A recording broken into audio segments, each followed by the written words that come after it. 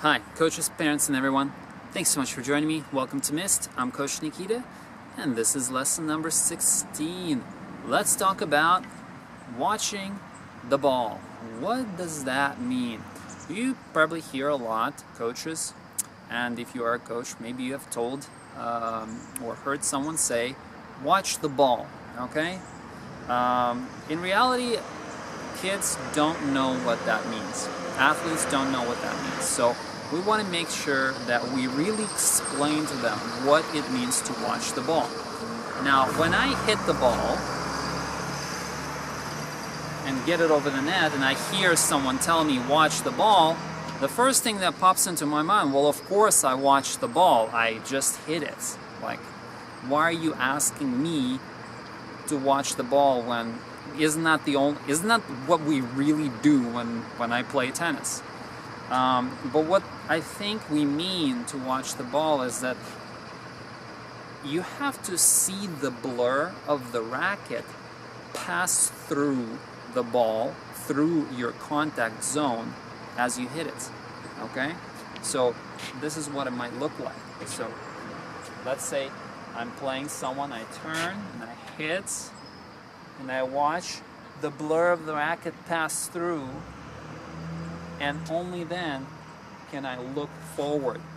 You might notice that this might look something similar to what Roger Federer does on his strokes. You know, if he hits his backhand, he hits, and then boom, his head goes like that, and then he hits his forehand, and then goes like that. All right, that very, very distinct turn back to the court. And another good example of that is soccer players when they're about to hit the ball towards the goal, obviously trying to score. They're not looking at the goal, all right?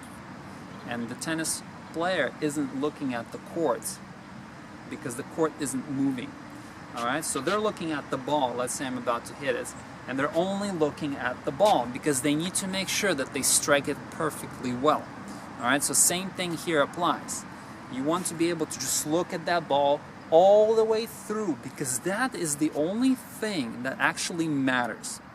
Okay, because that is the only thing that's moving. That is the thing that's going to win you the point or lose you the point. Okay, the court itself isn't moving. You shouldn't really be worried about your opponent.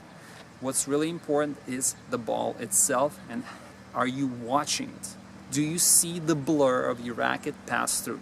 So with your athlete, what you're going to do is practice watching the ball. And that requires what? If you send the ball over the net, your athlete's going to hit and freeze their gaze at the contact zone where the ball was struck. Okay? Again, boom, hits, and freeze. Good. And you're going to do that for the entire lesson, however long your lesson was. And you're going to try and consistently build that into every single practice that you and your athlete are doing.